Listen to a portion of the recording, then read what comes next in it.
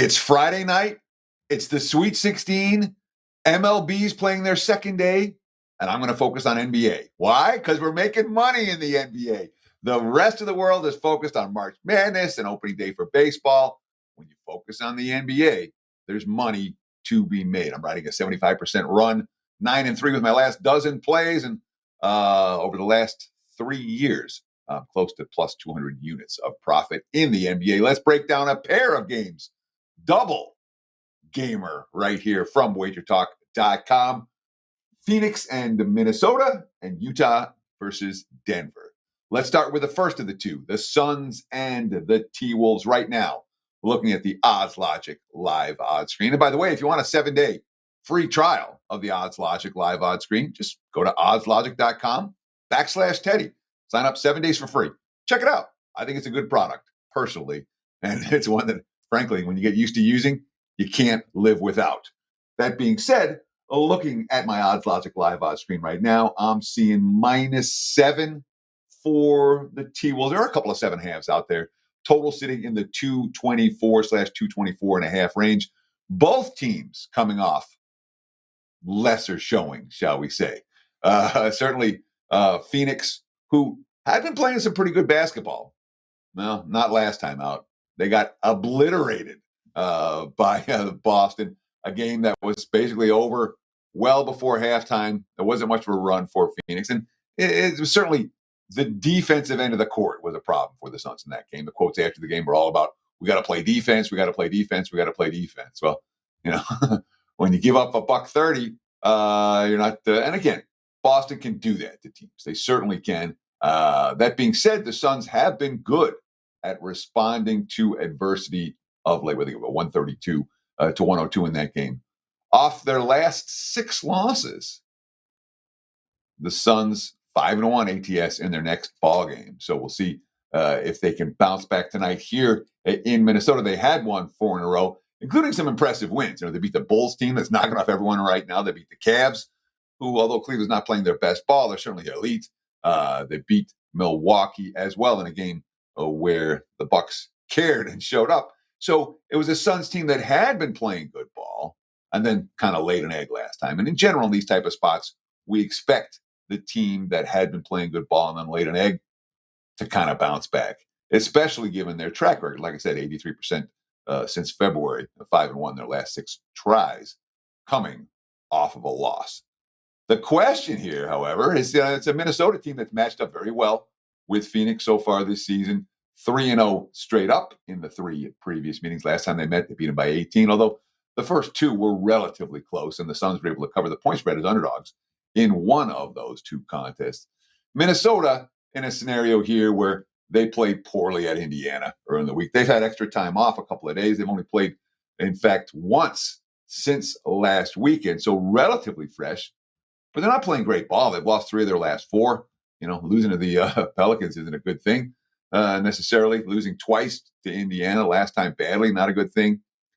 I'm not enamored with this T-Wolves team right now. I'm not buying into the chemistry. I'm not buying into the defensive acumen that's been hit or miss of late.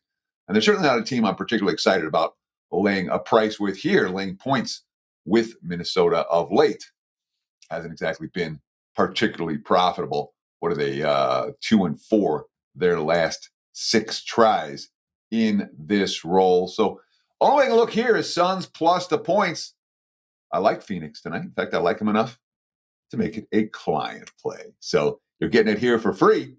That being said, I do have a 3-pack available over at WagerTalk.com today, WT.buzz/TC. We're riding a 66% all sports run over the last 2 weeks. Did not have a good day yesterday. Looking to bounce back strong today. It's been real good the last couple of weeks. Yesterday, not so much. Today's a good opportunity to get on board for a bounce back showing. And again, when I'm hitting 66% over the last 2 weeks, it's a bounce back from yesterday, but we've been running pretty good. Check out my page, WT.buzz/TC. We appreciate the likes very much. If you like this type of analysis, hit that like button. We appreciate the follows very, very much. Nearly 200,000 of you have now followed Wager Talk TV on YouTube. And of course, the comments below. Agree, disagree, that's fine. Whichever way you want to roll. I can handle it if you disagree with me. And I don't mind comments that say, hey, Ted, right on, spot on. I agree with your analysis. Anyhow, comments below make all the difference. We appreciate it very, very much. We do have a great offer to open baseball season. 7-day all access, usually $79. It's $49. Take $30 off for that MLB all access pass. You get every play every day. Get your baseball season off to a good starting, and visit my page, wt.buzz/TC at WagerTalk.com to get on board. Let's talk about Utah and Denver, the late game tonight. And I'll be perfectly honest, all right, looking at my Odds Logic live odds screen, 17.5 for the Nuggets. There are even 18s popping up out there. I don't get involved with games like this very often. I really don't, certainly not from a side perspective.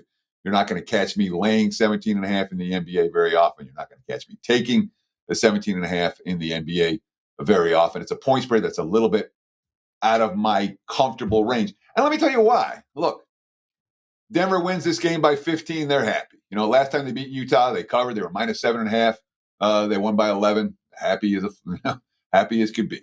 It's not about pounding the margins for Denver down the stretch of this contest. And if the Nuggets are playing the way they want to play, they won't even have their starters on the floor in the fourth quarter of this ballgame because they'll be up comfortably throughout.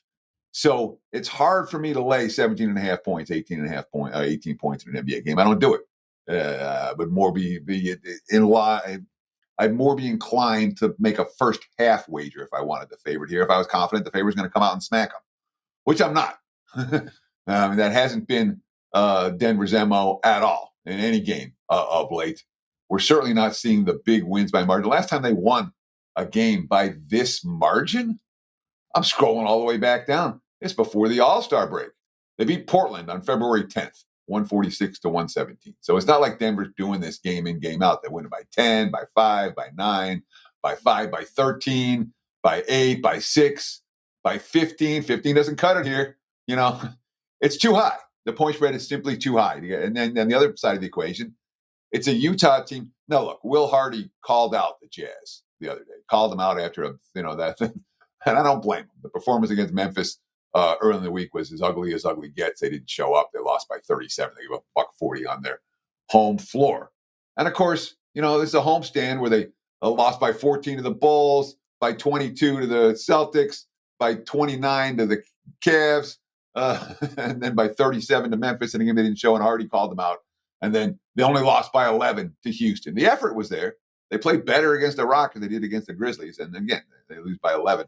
That could easily happen here. So from a side standpoint, I got nothing for you on this one. I really don't.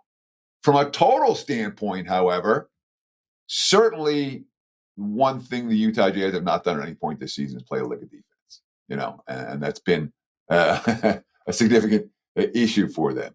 We look at the meetings between these two teams, 132 to 121 the last time they played, 129 to 103 back in November. I mean, Denver's actually covered the last 5 in this series. They scored $142 against Utah in their last game on this floor against them last year. I would not be shocked at all if Denver lights up the scoreboard here against the Jazz. And we're talking about a total of 240/240.5. I think the team total might be the way to go here. I'm seeing 129.5 for the Nuggets. And again, it's not a game I'm thrilled about, but if I'm going to get involved here, Denver team total over makes the most sense to me against the Jazz team. Yeah, Hardy called them out. They played better last time. I don't know if they can do it twice in a row. Utah, at this stage of the season, they're playing for ping pong balls, for lottery, and we've seen that, a good handful of non-competitive defeats. So, yeah, we'll look at Denver team total over. We'll look at Phoenix plus the points. That's my 2 opinions for today's big game breakdown video. Thank you so much for watching. Appreciate those likes, comments, and follows very, very much. Check out my page, wt.buzz/TC. And best of luck with all of your bets on Friday night and beyond. Thank you for watching WagerTalk TV. Cheers.